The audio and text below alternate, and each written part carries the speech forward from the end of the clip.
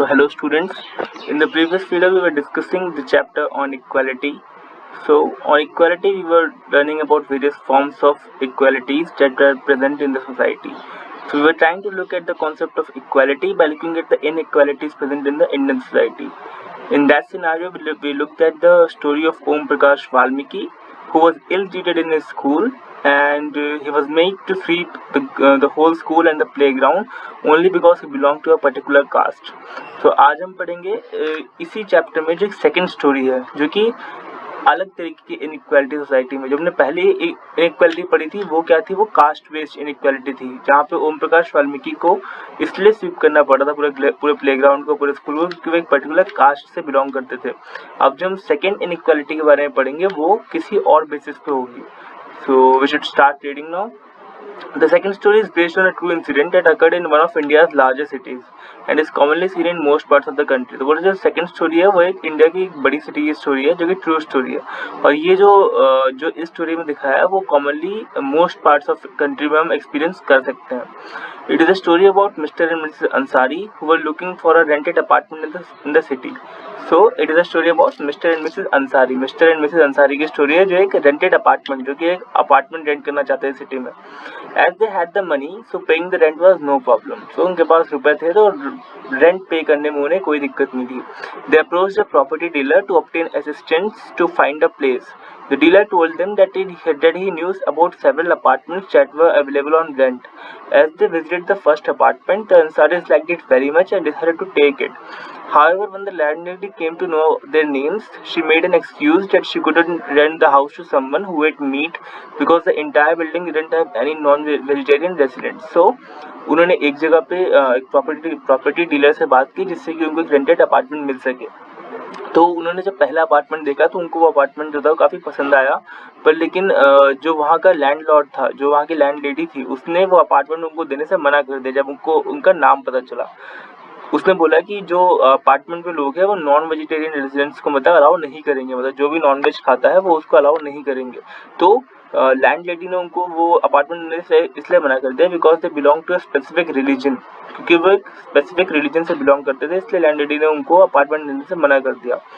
Both the Ansaris and the property dealer were surprised to hear this because they could smell fish being cooked in the neighbours house. So main जो problem थी उनकी, वो उनको non veg से दिक्कत नहीं थी, क्योंकि जब वो लोग वहाँ प्रॉपर्टी देखने गए तो उन्होंने वहाँ पे किसी को फिश कुक करते हुए स्मेल किया था.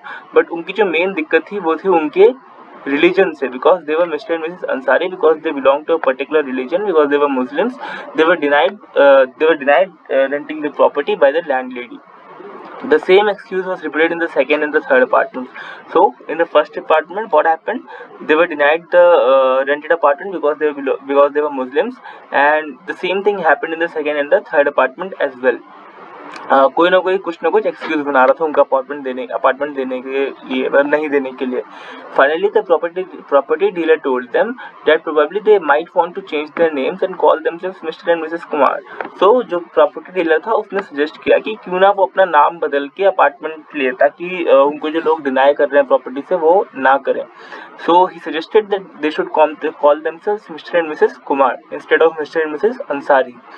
The Ansaris didn't agree to this and decided to look for some more apartments. लेकिन जो अंसारीज थे उन्होंने इस चीज़ को नहीं माना. उन्होंने बोला कि we will go by our original names और our real names.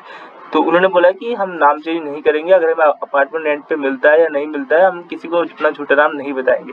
Finally it took a whole month of looking at apartments before they could find a landlady who came ready to provide them a place on rent. So उनको एक apartment ढूंढने में 1 महीना लग गया, just because they belong to a particular religion, just because they were Muslims. So it shows an inequality on the basis of religion.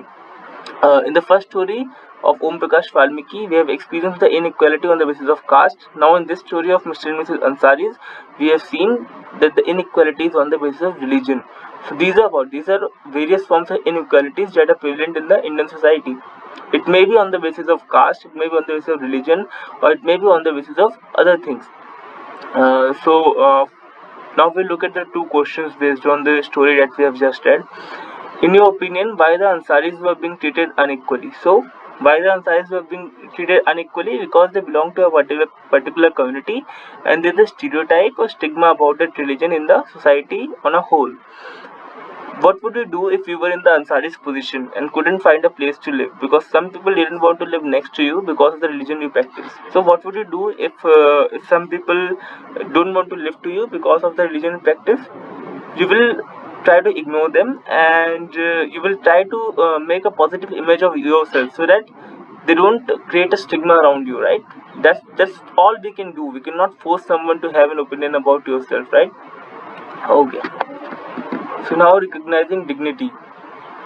Many times the caste we are born into, the religion we practice, the class background we come from, whether we are male or female, these are often the things that determine why some people are treated unequally. तो बोल रहे हैं कि कई बार जो religion हम practice करते हैं, जिस क्लास बैकग्राउंड से हम आते हैं, या हम मेल है या फीमेल है, ये सब चीज़ क्या क्या डिटरमाइन करती है? ये अनइक्वलिटी डिटरमाइन करती है कि इसके बेसिस पे आपको अनइक्वल ट्रीट किया जा सकता है. In the above stories, Om Prakash Valmiki and the Ansaris are being treated unequally on the basis of religion and caste. So अभी जो हमने स्टोरी पढ़ी ओम प्रकाश वाल्मीकि और अंसारी की, उनको रिलीजन और कास्ट के बेसिस पे अनइक्वली ट्रीट किया जा रहा था. When persons are treated unequally, their dignity is violated. So अगर किसी को हम unequally treat करते हैं तो उनकी dignity है वो violate होती है. By picking on him and making him sweep the school because of his caste, Om Prakash Valmiki's schoolmates and teachers hurt his dignity badly and made him feel as if he was less than equal to all other students at school. So by making him sweep, Om Prakash Valmiki was made to be felt smaller or lower in the society than the other people present in the school. तो उससे क्या हुआ होगा? उसकी dignity hurt हुई होगी ओम प्रकाश वाल्मीकि की. The Ansaris dignity was also hurt when the persons refused to lease the apartment to them. तो अंसारीज की डिग्निटी भी इसलिए हर्ट हुई क्योंकि उनको लोगों ने अपार्टमेंट रेंट करने से मना कर दिया. However when the property dealer suggested that they change their name, it was their dignity और self respect that made them refuse the suggestion. Then फिर जो प्रॉपर्टी डीलर था उसने सजेस्ट किया कि they should change their name, लेकिन अंसारीज ने वो चीज़ डिनाई कर दी क्योंकि वो अपनी पर्सनैलिटी को, जो उनकी रियल आइडेंटिटी है, वो उसको छुपाना नहीं चाहते थे. वो उनके डिग्निटी का पार्ट है या उनके पर्सनैलिटी का पार्ट है. वो उसको अगर छुपाते तो उनकी सेल्फ रिस्पेक्ट वगैरह उससे हार्म हो सकती थी या वायलेट हो जाती, क्योंकि वो अपने ओरिजिनल नाम को छुपाकर अपार्टमेंट रेंट कर भी लेते तो उसको कितने टाइम तक उसमें रह पाते. उनको कभी ना कभी कोई ना कोई दिक्कत आती है. That's why they chose the right way and they didn't change their name. We all realize that Om Prakash and the Ansaris do not deserve to be treated like this, and they deserve the same respect and dignity as anyone else. So हम सबको पता है कि जिस तरीके से ओम Prakash Valmiki and Ansaris को treat किया गया, उस हिसाब से उनको नहीं करना चाहिए था. उनको भी एक डेमोक्रेसी के अंदर इक्वली ट्रीट होने का राइट है, और उनको किसी भी बेसिस पे या रिलीजन या कास्ट के बेसिस पे लोगों को अनइक्वल ट्रीट नहीं करना चाहिए. ठीक है. Till now we have read about the various forms of inequality that exist in the Indian society. पहले हमने caste based inequality के बारे में पढ़ा, फिर हमने religion based inequality के बारे में पढ़ा. अब हम पढ़ेंगे equality in Indian democracy. मतलब Indian democracy में equality की क्या क्या position है या क्या उसके लिए provisions है. The Indian Constitution considers every person as equal. That is, every individual in the country, including males and females from all castes, religions, tribes, educational and economic backgrounds, are considered to be equal. So जो Indian Constitution है वो हर इंसान को equal treat करता है. वो मानता है कि हर इंडिविजुअल इस कंट्री का, मतलब कोई भी इंसान इस कंट्री का, चाहे वो मेल हो फीमेल हो, किसी भी कास्ट का हो, किसी भी रिलीजन का हो, किसी भी ट्राइब का हो, या उसका एजुकेशनल इकोनॉमिक बैकग्राउंड कुछ भी हो, वो सब कॉन्स्टिट्यूशन में इक्वल ही कंसिडर किए जाएंगे. Even after this inequality doesn't cease to exist. बोल रहा है इंडियन कॉन्स्टिट्यूशन में ये लिखे होने के बावजूद जो सोसाइटी में इनइक्वालिटी है वो अभी भी एग्जिस्ट करती है. But at last in democratic India the principle of the equality of all persons is there. बोल रहा है बट एटलीस्ट, मतलब इंडिया में जो प्रिंसिपल है इक्वालिटी का वो एग्जिस्ट करता है. भले ही वो सोसाइटी में इतना प्रैक्टिस में ना आ पा रहा हो, अभी भी बहुत से लोगों को अनइक्वली ट्रीट किया जा रहा हो, लेकिन जो ऑन पेपर है या जो प्रिंसिपल है इंडियन कॉन्स्टिट्यूशन का वो इक्वालिटी पे ही बेस्ड है. While earlier no law existed to protect people from discrimination and ill treatment, now there are many laws that work to see that people are treated with dignity and in equality. बोल रहा है पहले कोई ऐसा law नहीं था या ऐसा कोई प्रोविजन नहीं था जो लोगों को लोगों के खिलाफ अगर भेदभाव हो या उनको बुरा ट्रीट किया जाए, उनके अगेंस्ट कोई लॉ नहीं था. अगर उनके साथ ऐसा हो रहा तो उससे बचने के लिए कोई लॉ नहीं था। लेकिन अब काफ़ी लॉज बन चुके हैं जो ये देखते हैं कि लोगों की डिग्निटी और इक्वलिटी हर्ट ना हो और उनको इक्वली ट्रीट किया जाए। The parliament is the fundamental basis of our democracy and we are represented in it through our elected representatives. So आप सबको पता है, हमने 6th क्लास में पढ़ा हुआ जो पार्लियामेंट है वो एक तरीके से हम लोगों का जो कंट्री के सिटीजन्स है उनका रिप्रेजेंटेटिव करता है। मतलब वो वहाँ के जो मेंबर ऑफ पार्लियामेंट्स हैं या जो भी सेलेक्ट करते हैं, वोट करते हैं, वो आपको रिप्रेजेंट करते हैं। This recognition of equality includes the following provisions of the Indian constitution. So बोल रहा है कि ये जो कुछ प्रोविजंस हैं वो इक्वालिटी को रिप्रेजेंट करने के लिए बनाए गए हैं, रिकॉग्नाइज करने के लिए बनाए गए हैं। Every person is equal before the law. This means that every person from the president of the country to Kanta domestic worker has to obey the same law. बोल रहा है कि पूरे इंडिया में जो लॉज है वो सबके लिए सेम है। मतलब कि अगर प्रेसिडेंट है कंट्री का या एक डोमेस्टिक वर्कर है जो लोगों के काम करती है, उन दोनों के लिए जो लॉज होंगे वो हमेशा कॉमन होंगे। मतलब वो इसलिए नहीं कि अगर कोई प्रेसिडेंट है और एक डोमेस्टिक वर्कर है, उन दोनों के लिए लॉज कभी भी अनइक्वल नहीं होंगे, हमेशा इक्वल रहेंगे। जो लॉज प्रेसिडेंट पे फॉलो होंगे वही लॉ सिटीजन मतलब हर एक सिटीजन पे फॉलो होंगे। No person can be discriminated against on the basis of the religion, race, caste, place of birth or whether they are female or male। बोल रहा है किसी भी इंसान के साथ हम भेदभाव नहीं कर सकते उसके रिलीजन के बेसिस पे, या वो कौन सी रेस का है, कौन से कास्ट का है, किस जगह पे पैदा हुआ है, वेदर वो मेल या फीमेल है, इसके बेसिस पे हम लोगों के साथ भेदभाव या डिस्क्रिमिनेशन नहीं कर सकते। Every person has access to all public places including playgrounds, hotels, shops and market. All persons can use publicly available wells, roads and bathing places। बोल रहे हैं कि हर इंसान जो कि पब्लिक प्लेसेस हैं, जो मतलब लोगों के लिए इस्तेमाल के लिए चीजें हैं, प्ले ग्राउंड हो गई या होटल हो गया, शॉप एंड मार्केट हो गया, वो सबके लिए अवेलेबल है। वहाँ पे किसी भी इंसान को आने से मना नहीं किया जाता है। या रोड्स हैं या बाथिंग प्लेसेस हैं, ये सब हर कास्ट के हर रिलीजन के लोगों के लिए अवेलेबल है। वहाँ पे किसी को भी आने से रोका नहीं जा सकता है। Untouchability has been abolished. जो अनटचेबिलिटी है उसको एबॉलिश कर दिया गया है। ये सब इंडियन कॉन्स्टिट्यूशन के प्रोविजंस है इक्वालिटी को रिकॉग्नाइज करने के लिए। फर्स्ट क्या था, every person is equal before the law. Second is no person can be discriminated on the basis of religion, race और एनी अदर क्राइटेरिया। थर्ड है every person has access to all public places and the fourth one is untouchability has been abolished. ये सब provisions क्या है, equality को identify करने के लिए इंडियन कॉन्स्टिट्यूशन में है। The government has tried to implement the equality that is guaranteed in the constitution in two ways. Firstly through laws and secondly through several government programs and schemes to assist the disadvantaged communities। बोल रहा है जो ये provisions constitution में लिखे हैं, government ने इसको implement करने के लिए दो तरीके अपनाए। पहला, उन्होंने कुछ laws बनाए जिससे कि लोग उन laws को follow करें और इक्वालिटी रियल में प्रैक्टिस हो जाएगी, कॉन्स्टिट्यूशन में लिखा है। एंड सेकंड, उन्होंने क्या किया, कुछ प्रोग्राम्स या स्कीम्स बनाए कि जिससे कि जो डिसएडवांटेज कम्युनिटीज है, मतलब जिनके साथ भेदभाव हो रहा है, वो सोसाइटी में अपनी जगह बना सकें या वो राइज कर सकें। There are many laws in India that protect every person's right to be treated equally. In addition to these laws, the government has also introduced several schemes to improve the lives of communities and individuals who have been treated unequally for the past several centuries. तो कुछ काफ़ी laws government ने बनाए उन लोगों के लिए जो पिछले कई सालों से अनइक्वली ट्रीट किए जा रहे हैं या जिनके राइट्स जो है वो वायलेट हो रहे हैं, उनके लिए और उनके सोशल अपलिफ्टमेंट के लिए काफ़ी स्कीम्स चलाई गई हैं। These schemes are aimed to ensure greater opportunity for people who didn't have this in the past। तो ये जो स्कीम्स है ये उनके लिए की गई हैं जिनको अभी तक क्या बोलते हैं, ये सारे राइट्स नहीं मिल रहे थे या जिनको किसी न किसी तरीके से अंडर प्रिविलेज थे सोसाइटी के अंदर। तो उनमें से अब हम कुछ स्कीम्स के बारे में पढ़ेंगे, ठीक है। तो फर्स्ट स्कीम जो है वो है mid day meal scheme. Mid day meal scheme as you know क्या है कि जो भी 6 to 14 ईयर्स का जो बच्चा स्कूल में जाता है उसको एक टाइम का खाना जो कि लंच है उनको गवर्नमेंट प्रोवाइड करती है। One of the primary steps taken by the government is the midday meal scheme.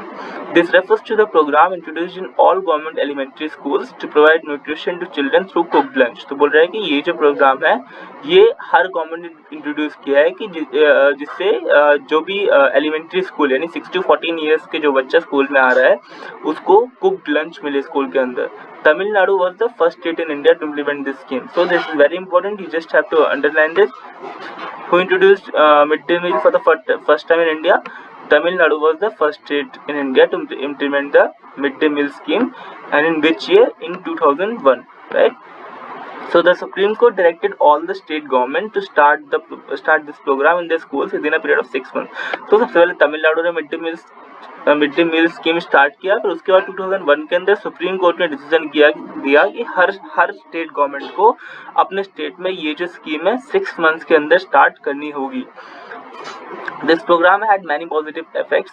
For instance, more poor children have begun enrolling and regularly attending school. तो इस प्रोग्राम का क्या हुआ, काफी पॉजिटिव इफेक्ट हुआ, जिसकी वजह से जो गरीब बच्चे जो कि स्कूल नहीं जाते थे और अपने घर में लोगों की मदद कराते थे ताकि उनको 2 वक्त का खाना मिल सके, अब वो स्कूल जाने लगे क्योंकि उनको स्कूल से ही लंच प्रोवाइड होने लगा.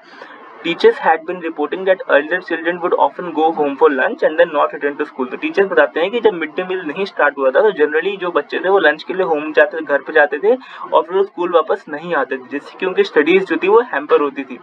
But now with the mid day meal being provided in school their attendance has improved significantly. But the teachers are reporting कि जब से मिड डे मील स्टार्ट हुआ है तब से जो उनकी अटेंडेंस है वो काफी इम्प्रूव हो गई है, क्योंकि अब वो स्कूल से किसी बहाने से जा नहीं पाते हैं and they wait for the lunch to be completed so that they can get the delicious midday meal that is cooked in the school only, right?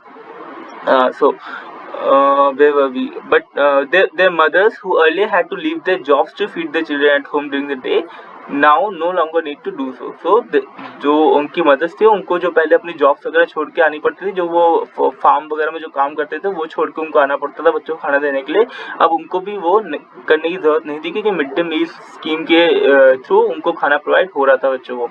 This programme has also helped in the reduction of caste prejudices because both lower and upper caste children in the school eat this meal together. So क्या होता था कि पहले जो cast prejudices थी, मतलब कि जो लोअर कास्ट थे, they were not allowed to eat with the people the so called upper cast.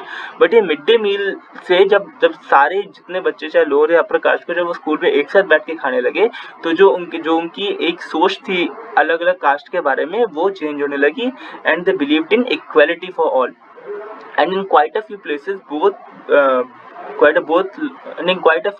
Dalit women have been given the chance to cook the meal.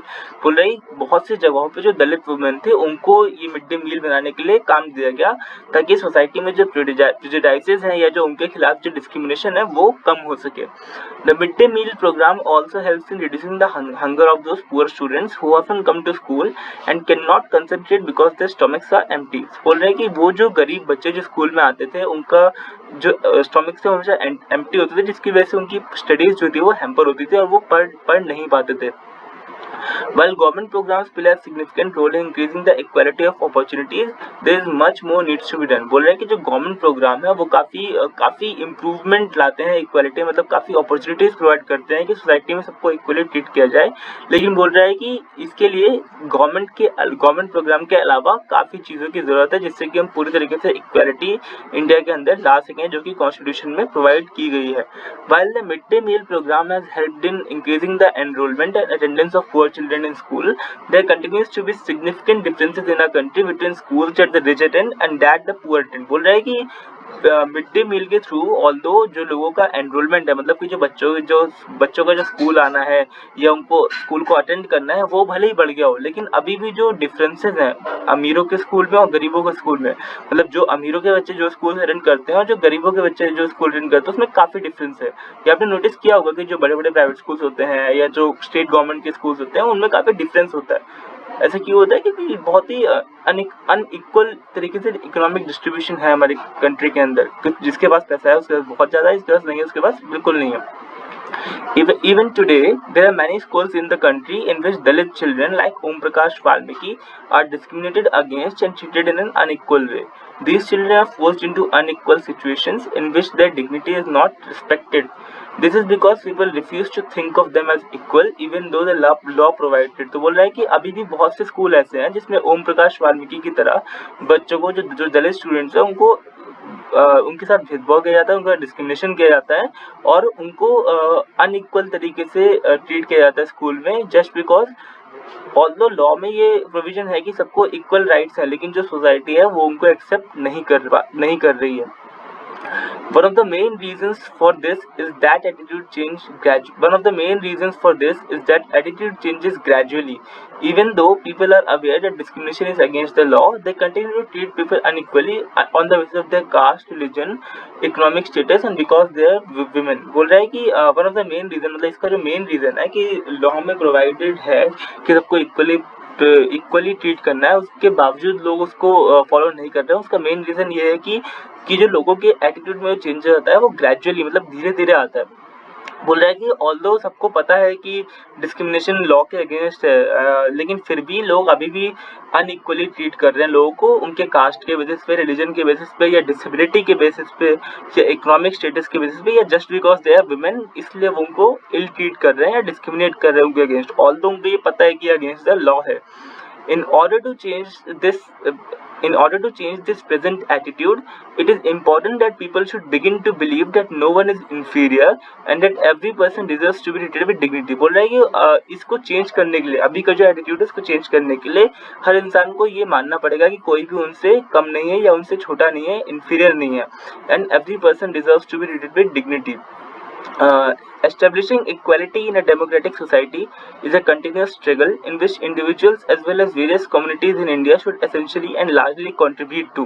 बोल रहा है कि जो डेमोक्रेटिक सोसाइटी के अंदर इक्वालिटी को एस्टेब्लिश करने में हर एक इंडिविजुअल का और हर एक कम्युनिटी का पार्टिसिपेशन होना चाहिए, तभी हम उसको जिस तरीके से लॉ में इक्वालिटी प्रोवाइड है उसको हम इम्प्लीमेंट कर पाएंगे. ये अकेले गवर्नमेंट नहीं कर सकती या एक इंडिविजुअल नहीं कर सकता. जब तक we as a society don't follow the ideologies within the Indian constitution, तब तक हम इसको इम्प्लीमेंट नहीं कर सकते. ठीक है, तो ये चेंज कैसे आएगा? ये ग्रेजुअली चेंज आएगा, लेकिन इसके लिए पहले हमें अपने एटीट्यूड में डिफरेंस लाना पड़ेगा. So till now we have read about the various forms of inequality present in the Indian society and what are the steps that has been taken by the government to cater to all those inequalities and how government is planning to implement the equalities as directed by the Indian Constitution. तो ये सब चीज़ें अभी तक हमने पढ़ी इस chapter में. अब नेक्स्ट क्लास में हम पढ़ेंगे कि जो अदर डेमोक्रेसीज, मतलब इंडिया के अलावा बाकी डेमोक्रेसीज में जो इक्वलिटी के इश्यूज हैं हम उसके बारे में पढ़ेंगे अब. ठीक है, थैंक यू क्लास.